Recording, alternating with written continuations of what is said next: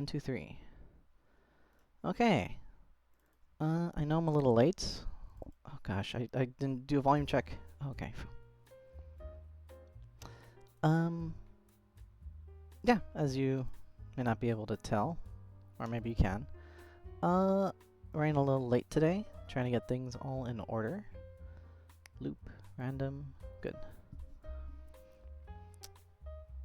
So my apologies while I get things ready. The funny thing is, I'm feeling pretty prepared for next week, but not at all for this week. Sometimes that happens. Because, if I'm correct, next week, I think I pre-booked? I have someone. I have a student. I should.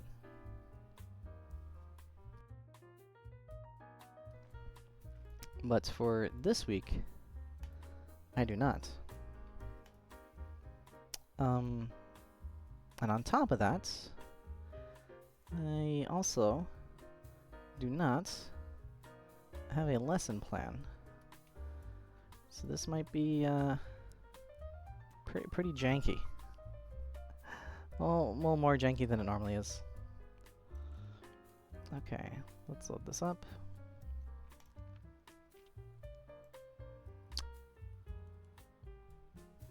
Gotta put on my face. Oh, jeez. Please let there be enough time.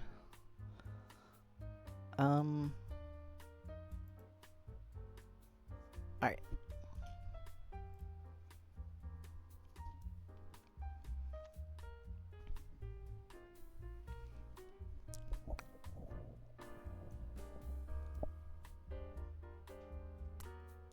Hey, alright. Face on. Board up. Music on. Give me a moment while I advertise. Oh, I was supposed to get a screenshot of my last stream to use for this stream. But I don't have one.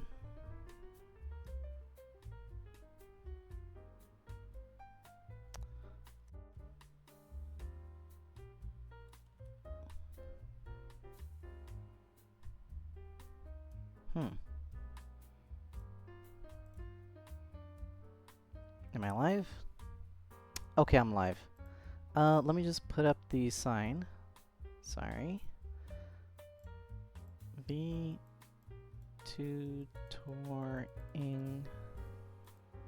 live. Free tutoring.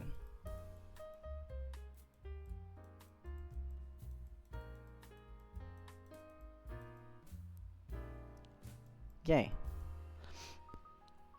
Okay, and then now to put out the word.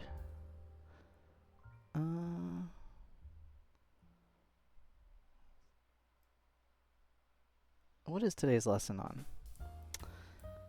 I think... Oh! Ooh, should I do writing a resume? I feel like I'd have to alt-tab a lot. But that'd be pretty good, huh? Writing a resume. Writing a resume. Okay. Let's do that. Sure, why not? That's always fun. Ba-ba-ba.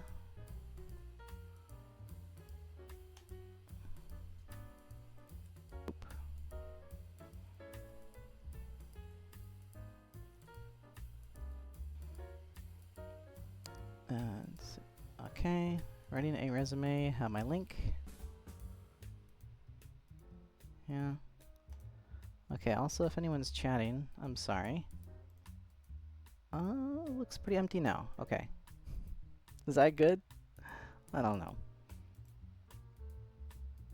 New window. Now I should be able to see stuff.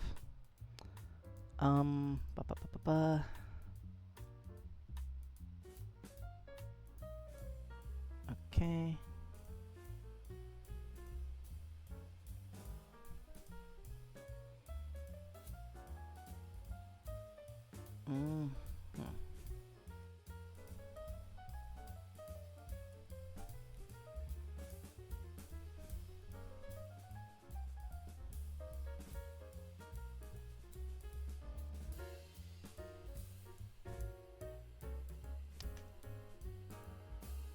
Hmm.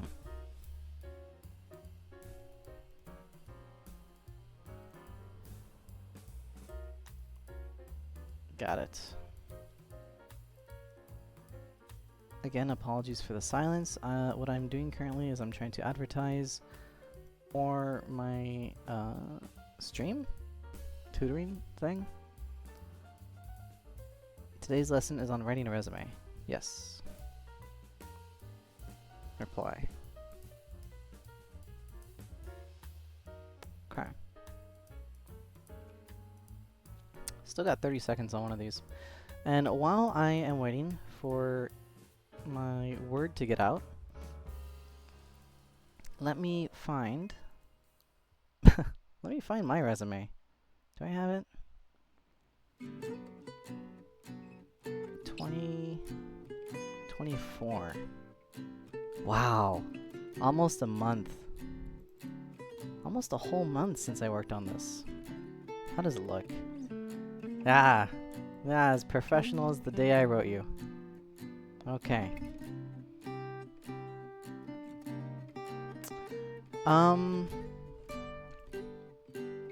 Yeah, so if you'll just bear with me for a second, for anyone who's watching this, let me...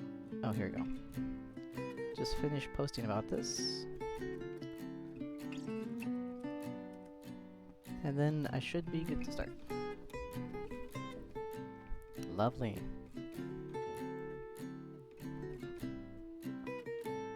Alright, now I can finally begin on today's lesson of writing a resume. How fun. Well, maybe not fun, but it's good enough. Stream manager, here we go. Okay. Enough with the tease. Resume time. So, what is a resume? That's a great question. A resume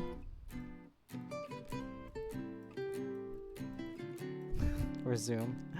A resume is a document in which you give to an employer to say, hey, I think I have all the skills needed for this job.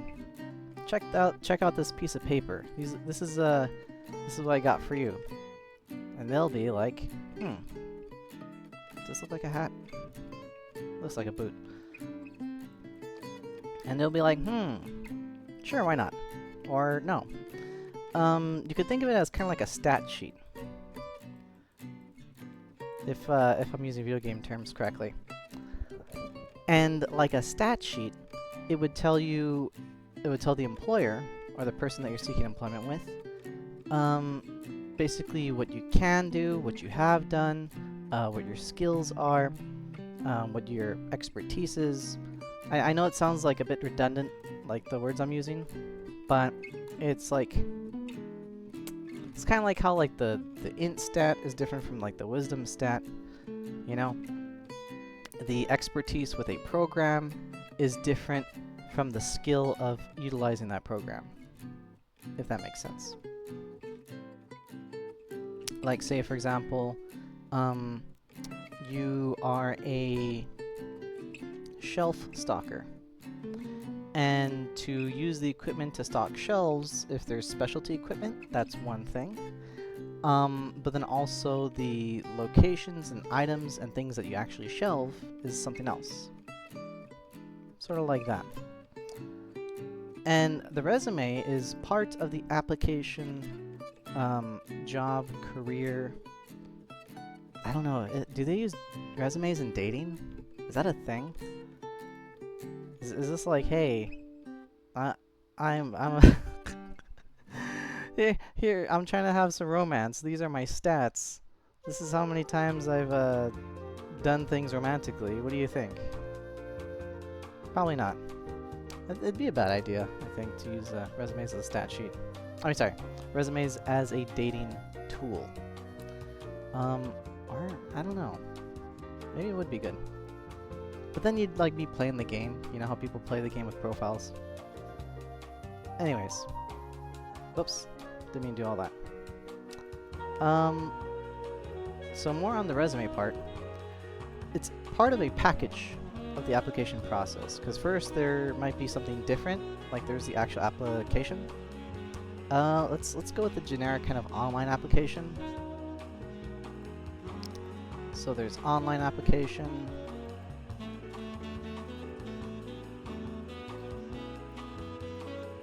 There's the interview.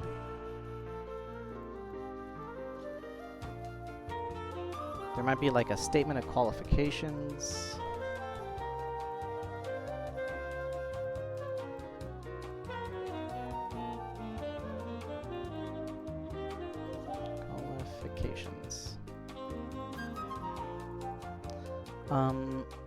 There might be, oh geez, what else would there be? Hiring questions.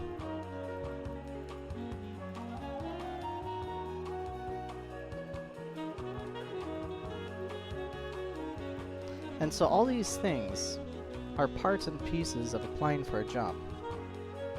Something like the interview process is more about personable, like how well you get along with someone, or you know how well spoken you are. Online application might be, you know, can you just follow the instructions? Can you do the thing that they ask you to do online? Can you read instructions? That's kind of more what that's more about. It's not necessarily about like lying and say you have all these skills. It's just like, can you follow the rules? Statement of qualifications is more like a personal story of a time in which you put these skills to use in a very critical or an important way.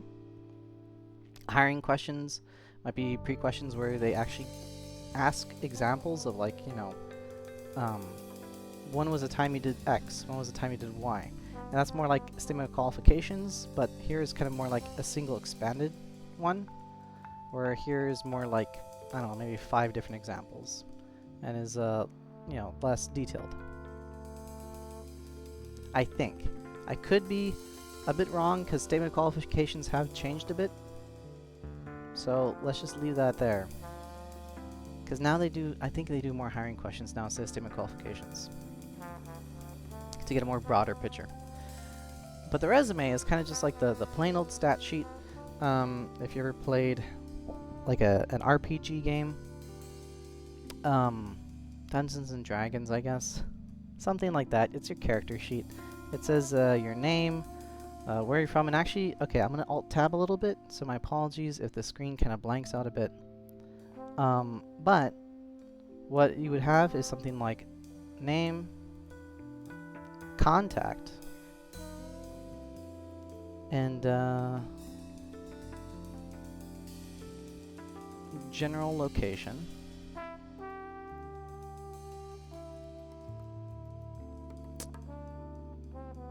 And yeah, let's start with that. That's going to be at the tippy top of the resume. And there's a purpose for each of these, again, parts and pieces, right? Your name is so that they know who to contact, right? And this is kind of the only part that you want your name in the resume, right? You don't want to have your name here in the middle. Whoopsie daisy. You don't want to have your name like in the middle. You don't want to say, well, I've done this, or my name is this, and I've done that. My name is this. You don't want to actually have your name in the middle of your resume. That's a bit of a snafu, a taboo. I'm not sure if I'm using those right, but the reason why is because when they do like a blind resume review, where they want to say, okay, we don't want to judge someone by their name or what they think that they are or anything like that, we're just going to blotch out the name parts. And it's nice and easy if your name is just on the top. Generally, when they ask for a resume, you only need the name on the top. That's it. You don't need it anywhere else. If you put it anywhere else in your descriptions, anything here, then that just makes it harder for them to actually have to look through and blotch things out. And then they're more likely to kind of just toss out the resume if they have a lot of applicants rather than do the work. Because again, this is like a basic stat sheet. They kind of just want like quick facts. They don't want to have to do like extra work beyond just kind of eyeballing it. Now your contact, I put in your contact because it can vary. right? You can, again, whatever instructions that your place that you're applying for, they might say phone number, they might say email, they might say contact, they might say something like specific, like a mailing address. I don't know. But whatever they designate as the contact specifically, you would put there. However you would prefer to be contacted, you'd also put there. General rule of thumb is like an email address and a phone number. Phone number is important for things like maybe a phone interview, callbacks. They usually don't call for rejections nowadays. Kind of sad, but you know, it's good to include the phone number. An email is usually used for like if they need forms or documents. That's something that you could send in addition to that. And then for the general location, some people think this is optional. Sometimes it is, sometimes it's not. If they say don't put it, don't put it. But if they don't ask for it, might as well include it. General location would be, at least if you're stateside, your state abbreviation and your city. Or actually the order would be city and then state abbreviation. The reason why is because that kind of gives them an idea of that you're going to be nearby.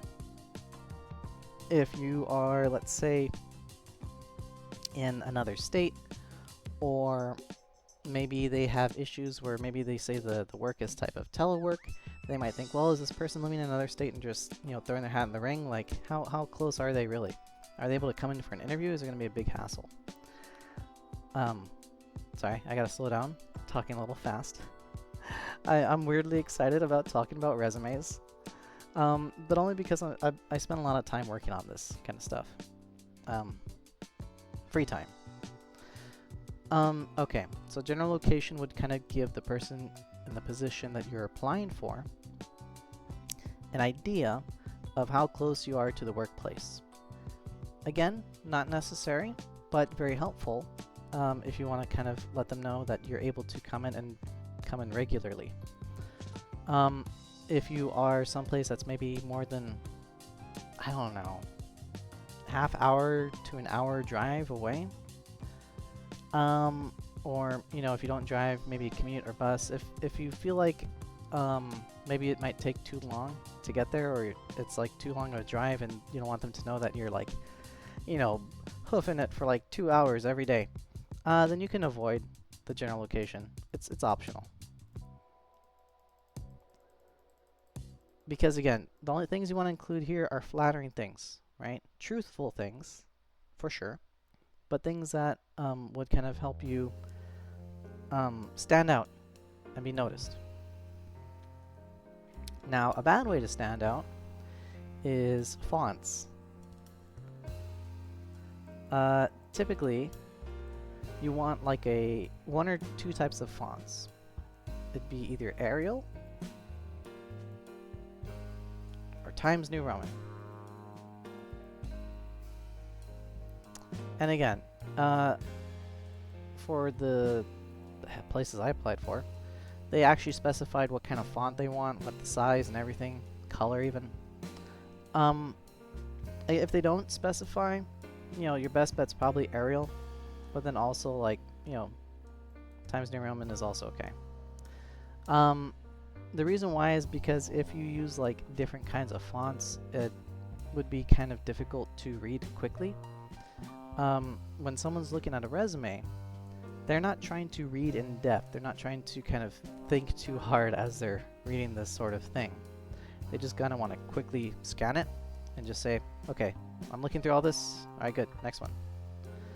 And so if it's a uniform font that matches kind of everyone else, then that makes it easier for the person to read. That makes it easier for them to kind of go through. It makes some of your words stand out as words and not as fonts, if that makes sense. Kind of like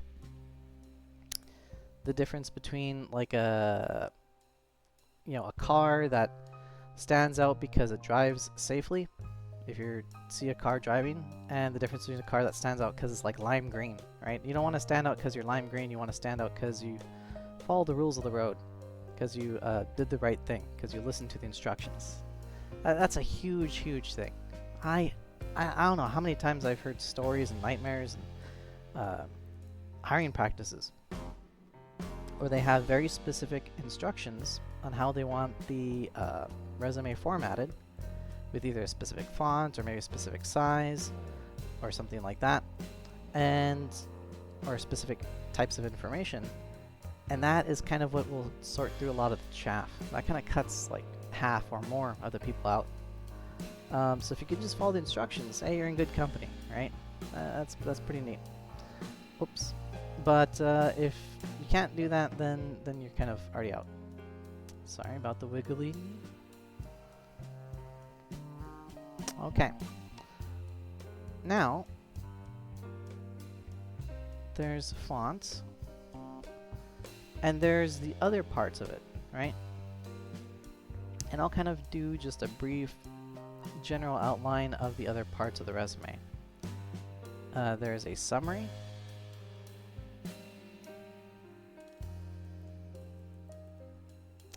skills,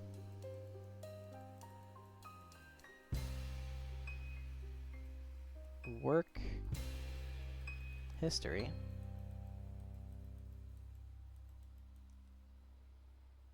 education,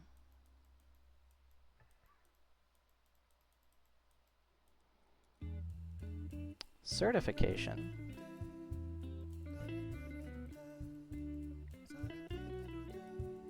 and not references.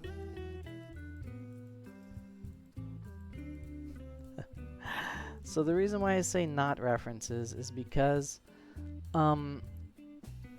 it used to be, I think at some point, you would include references in your resume.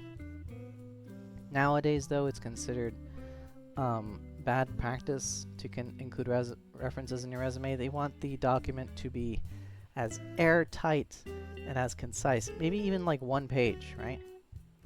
As like concise and as not dense, but as like, you know, clean looking, simple as possible.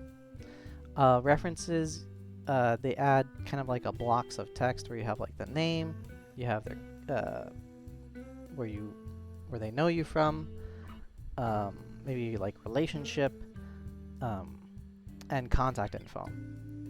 So it'd be like John Doe at McDonald's, supervisor, and then the number. And so that's like at least one block of text. And then even if you format it where it's like next to each other, and you have just another one here, that's space that you could be using for any one of these other areas. And, you know, just having this person as a reference, unless they're like a very prestigious name, like a really impressive professor, or someone that's well known in the community of where you're trying to apply, unless they can like kind of replace something like a certification, or some education or work history, then you would kind of leave that out. But if they, you know, aren't that famous, if they aren't that well known, if it's not like, you know, exactly relevant to the place that you're at, and you know, it'd be like a big boost if they knew that you worked for like maybe, I don't know, someone huge in that industry, probably don't include references. Not to say that you don't give references at all. You would, just separately from the resume. Again, the resume is a stat sheet. It's not like a it's not like a phone book. You really want to have your stats, not someone else's numbers. All right, and at the very top, what will always be kind of number one is a summary. And so the summary for a resume would be something that is like about a paragraph, like 4 to 6 sentences. So let me write that. 4 to 6 sentences. And it would be something that kind of tells things that are different or puts into context some of what you do here. Say, for example, you have work history, right? and you'd say I worked for a place for 3 years, right? So then, you know, but here under work history, it doesn't say 3 years specifically. It just says like the dates from which you worked. So then or even better, right, is if you worked 2 different jobs that were related to each other, and you did one for 3 years and one for 2 years, you could categorize them in the same type. So, for example, if you did customer service at one location here, and you did customer service at a location here, then for the summary, you could say something like, I have 5 years of customer service experience. Maybe like make it more fancy, right? In fact, I think and this is a bit of a secret technique for resumes, is that you don't actually say I, ever, right? You almost refer to yourself in like a, I forget what that writing style is, but it's like you don't say I, you just say the thing. Like I am a accomplished customer service representative, right? You would just put accomplished customer service representative. You would cut out the chaff of saying I am this, I am that, I am here, I did this, I do that. You don't say I am, I did, I was. You take all that out of your resume. It's bad. Very bad. Instead, you just say the sentence part, and you just take out the I am, I was, I did a, blah, blah, blah. I was a accomplished customer service representative. You just say accomplished customer service representative of 5 years. Neat, clean, professional, right? That's pretty cool. So, instead of saying I am, you would just have that, and then it would put into kind of, again, like context of the other things that you did. Another example would be, let's see, maybe something that isn't clear here, right? You don't want to have something like people skills under skills, because what are people skills? People skills might be something like I can make friends. I do. I don't know. I drive coworkers to positions. Oh, whoa, something's happening. Sorry. Okay, I hope I did not lose audio. My apologies. Might need a new headset. Oh, jeez. I can't afford that. Okay. So people skills might be like I work well with my colleagues. I have a good rapport with my supervisor. I started a community thing where we do charity, right? I don't know. But instead of people skills is just like skills there, you could kind of maybe put like one of those kind of in the summary. You could say something like, let's see, I get along well with my colleagues. Well, again, I don't say I. Gets along well with colleagues in every past position. Again, I'm spitballing here. It's not like a complete resume I'm trying to write right now. But something like that would fit into more of your summary, where you don't want to just have generic people skills that's left up to interpretation, but have like an exact kind of phrase, example, situation kind of in there in one sentence, right? Quick, brief description.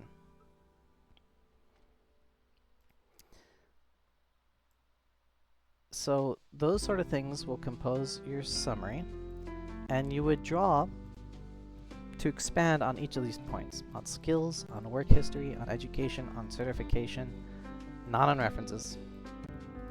Unless you're just going to say, I got along well with my boss, but that would be more under people skills, less under references.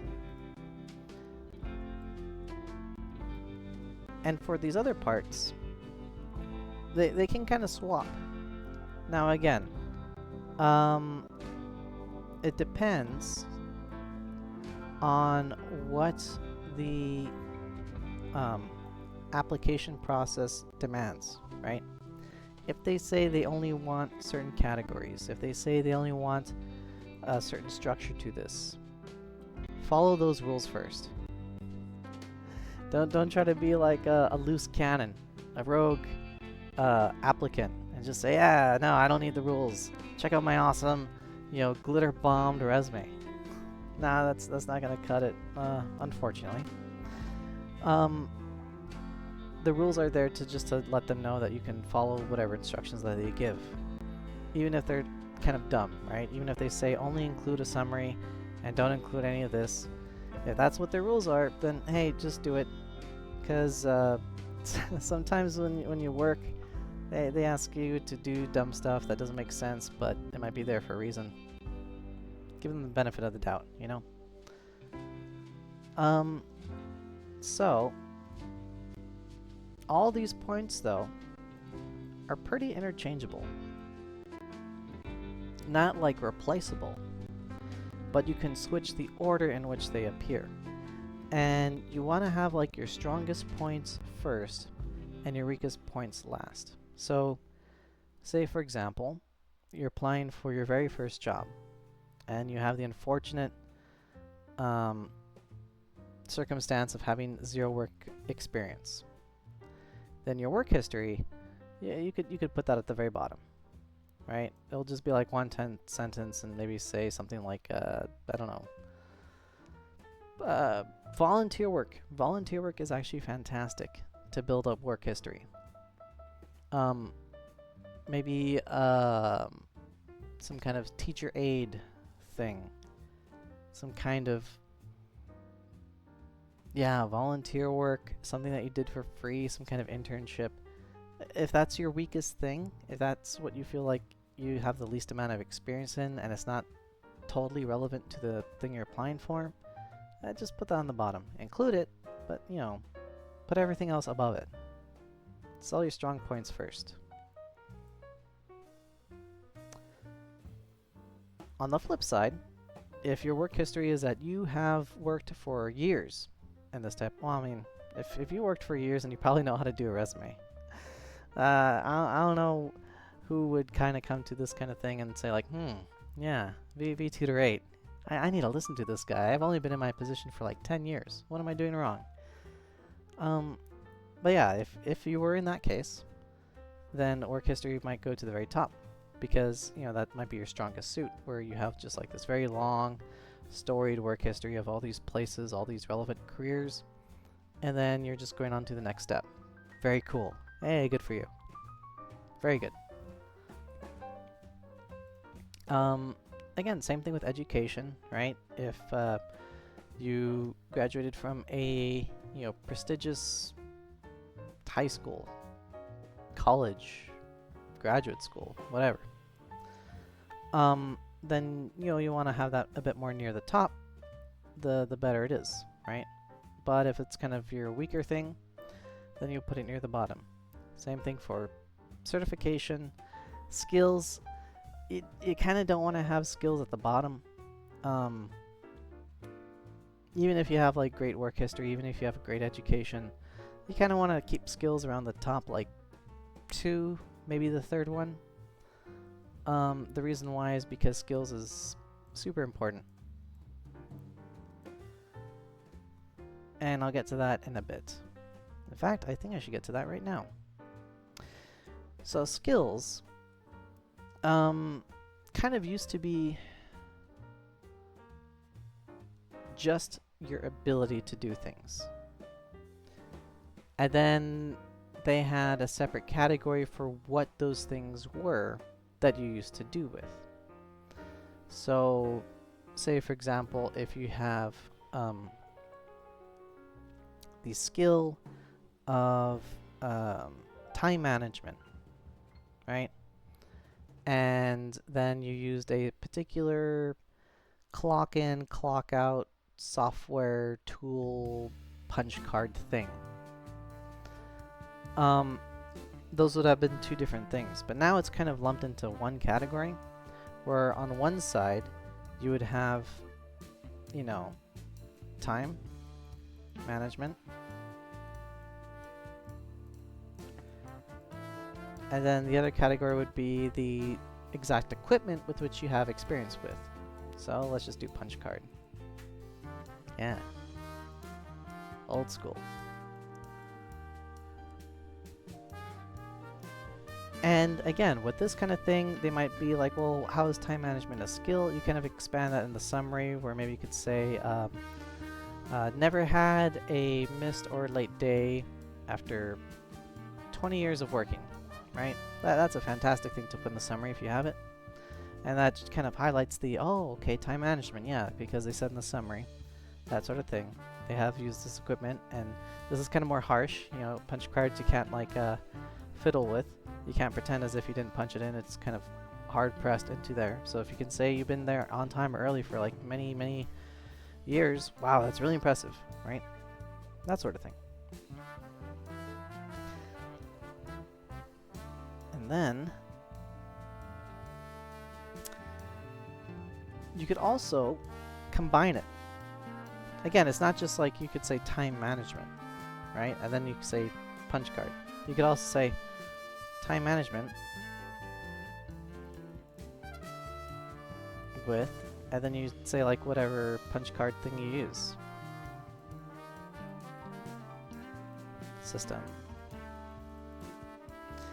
And in that way, you could kind of say, or rather show, in a very short, maybe 4-letter sentence, right? Not even a sentence, just a 4-letter statement, that this is the skill that you have where you expressed your time management skills by using this equipment.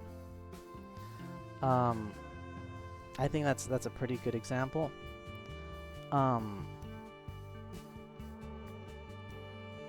Sometimes you also want to balance between like hard and soft skills. I forgot what the distinction is between hard and soft skills, but generally there's 2 categories of skills, whereas one is skill with an equipment or a process or a software or a very specific thing, and that is known as a hard skill. The soft skill would be kind of more like a social skill, like being able to collaborate well with your coworkers on a task or project, or being able to, you know, handle customers in a high pressure situation. Those are soft skills. Both are important to include in the skills part of the resume. They'll both help you out. If you have at least like one of each, you're doing pretty good, I think. But the more the merrier, of course. I deleted a bit too much. Okay. Now for work history,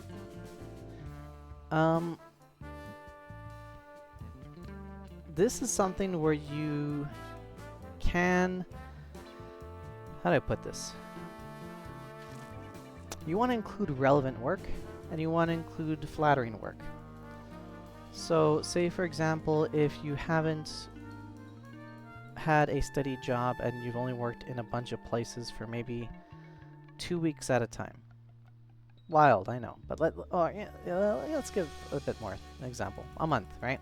Let's say for example, for the past year, you've worked at one place for only a month at a time. Somehow it just worked out that way. Maybe it's just, you know, quick and easy jobs. Maybe they're only temporary work. Maybe it's, I don't know, internships, volunteer work, stuff like that. You kind of want to have an explanation for those things, right? You don't want to give the impression that, oh yeah, as soon as I get hired, I'm going to jump ship in a month. You know it, I know it, my work history shows it. Yeah, it's what I'm about. No, if you want a permanent position, that's not a good way to do it. You want to have your work history reflect sort of steadiness, sort of no gaps, a sort of consistency. It's less about the work that you do, and it's more about how you conduct your what's a good way to put it? How you conduct yourself in being regular and being able to work regularly. So that's kind of what it's about. And again, if you don't have any work history, just be honest about it. Just say, hey, my work history is either none or I volunteered. And if you don't have any work history and you're trying to find a job and you're thinking like, man, why is nobody place hiring? I don't have any work history. Well, hey, a great way is to volunteer. I always recommend volunteer work. It's great. It helps out other people. It looks great on a resume, but also gets you outside. You get to meet a bunch of people, mostly weird people, but cool people. Weird in a cool way. Yeah. So volunteer work is always a great way to kind of pad work history, right? Shoot, even if you're a stay-at-home parent. Yeah, even if you've been a stay-at-home parent, working with a school or something, I think would probably help out a lot too. Just, you can kind of be pretty broad and flexible with this kind of thing, right? It doesn't have to be something that you get paid for. It doesn't have to be like a cash kind of job. It could just be, it's all about time. It's all about time. Work history is all about how much time you spent in a place and also how steady you were with that position, with that type of work. And it's not just listing the locations and the places either. It's also about giving brief descriptions of the type of work that you did. So, you know, I did XYZ. Well, not I did. Sorry. I think this is where they talk about like action words. It's like I calculated this. I solved that. I triumphed over this. Well, maybe not that one, but it's more like, you know, using a phrase to kind of describe an action that which you accomplished in that position, right? Even if it's something like I don't know, the door guy in like really fancy hotels, right? Oh geez, how would I write a resume for that guy?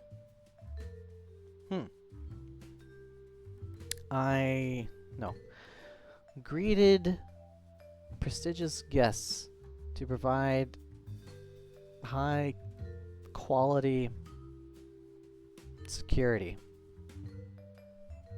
I don't know. Do they do security? Is that what they actually are?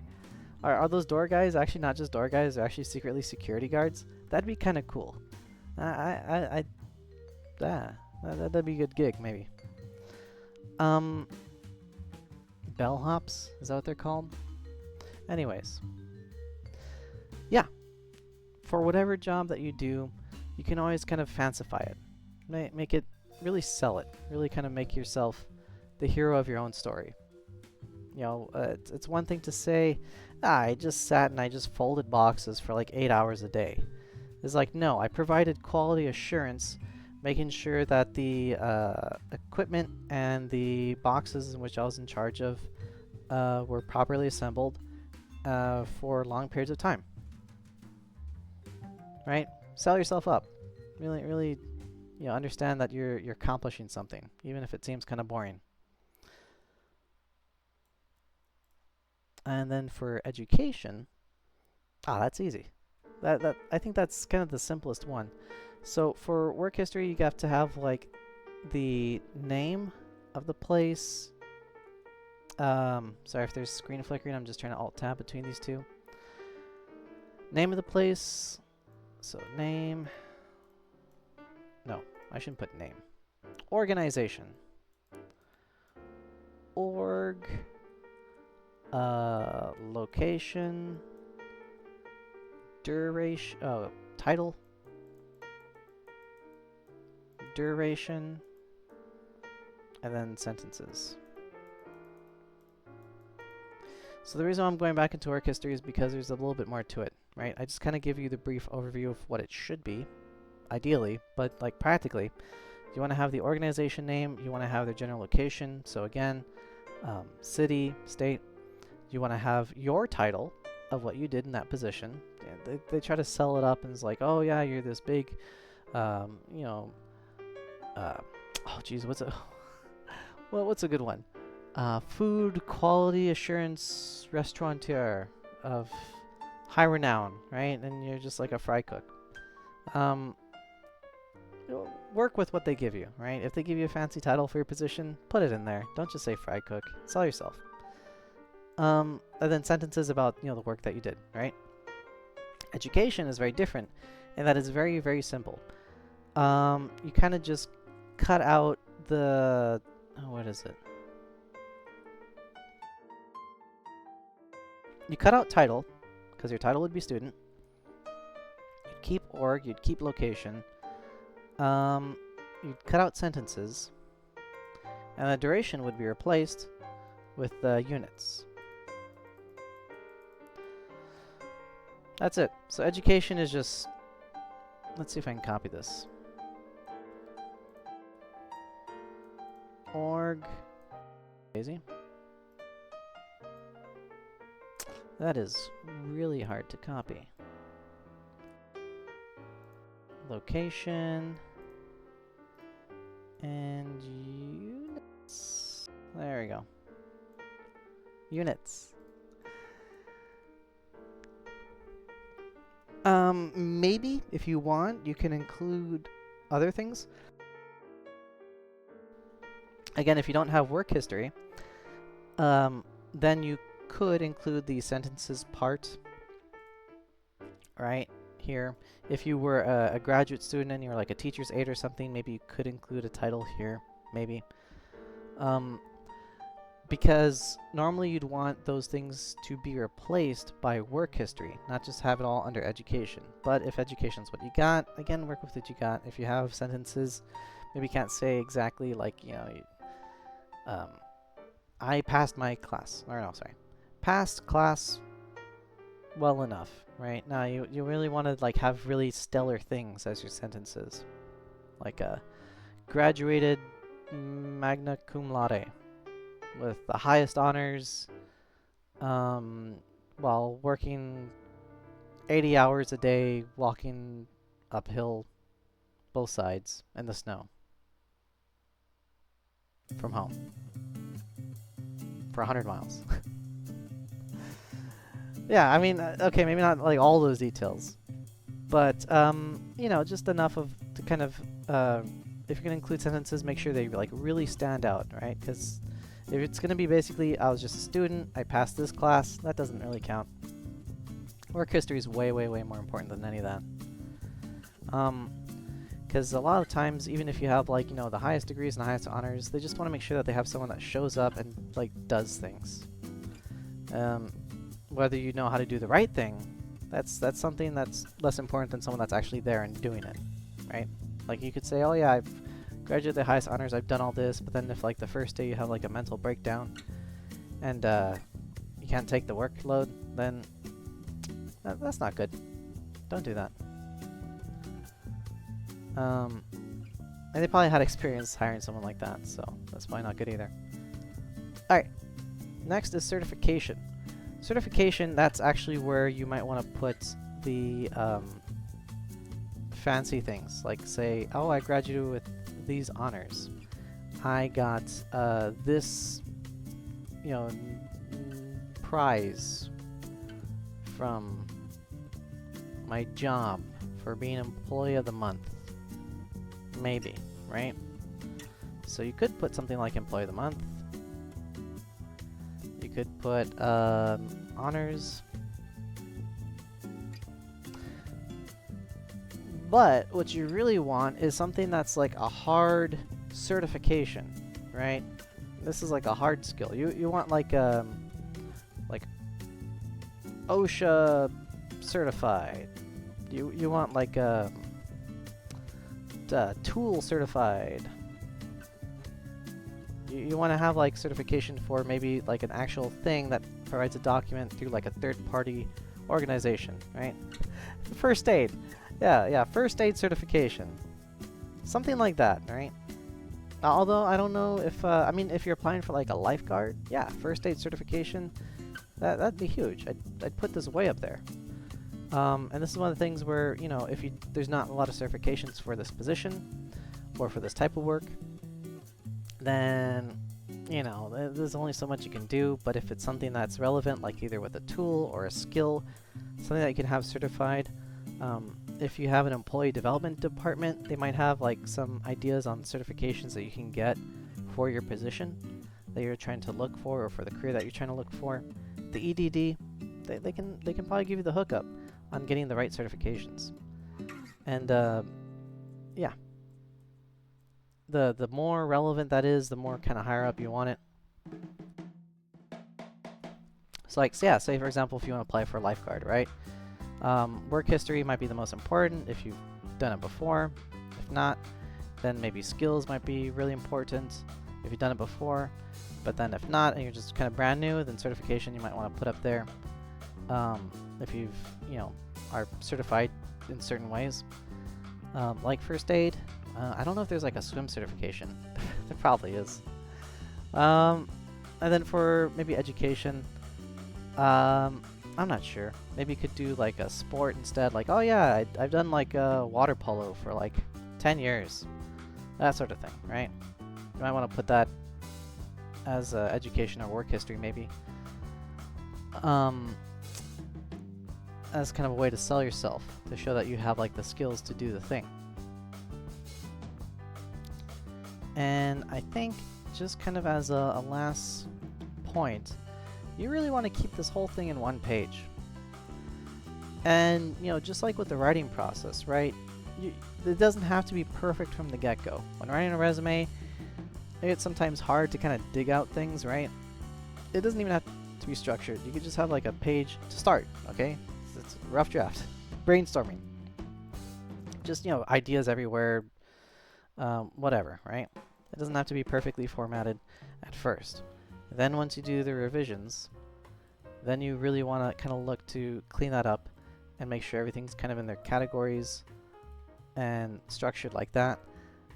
But you might also have like too much, you know, you might have just like a bunch of pages of just all these different things because you realize that, wow, I actually have like a ton of work history, and yeah, there's like just so many years. And then from there you can kind of, you know, bulk up and then chisel down and then go into just one page where maybe, you know, you have like your intro, summary, a big chunk of work history, and then just like the little rest here, right? And there you go. Then you got your resume. And yeah, it's a pretty nice and easy process. Again, ideally I'd be kind of tutoring math right now, if anyone needs help tutoring math, although I don't have that much time. Oh geez, nope, I'm out of time. Alright, never mind. Next week. I think next week I'm going to have a student. But if anyone needs help tutoring math, that's fine. Here's kind of just something different, info on resumes and whatnot. If anyone has a resume or something that they want to talk about or kind of go over or work with, heck, I can do that too, right? I'm not a paid professional, but I'm pretty smart. I like to think so. I could be wrong. No. No, no. I think I could help you with a resume. Resumes are easy, right? If it's something like a bit more tailored, like, hey, I'm applying for this position for like a forklift operator. Can you tell me all the ins and outs of forklift operation? I don't know that much. I'm sorry. But, I mean, if you're trying to come up with a resume of things what to put on there as you're trying to apply for that, yeah. Oh, yeah. I'd love to help. For sure. Yeah, come on by. And, yeah, oh my goodness, it's time. Alright, well, hey, to anyone who's watching this live or to the VOD, thank you very much for coming by. Always appreciated. And I hope you enjoyed learning about resumes. And I think I might just do more stuff about, like, job application stuff, because it's important, right? No one's doing it now. I know. Everyone's worried about midterms and sooner or later finals. But hey, if you're just looking for work, and I think people are always looking for work, then I hope this helps. Alright, Where's my button? Have a good night. Thanks for coming by.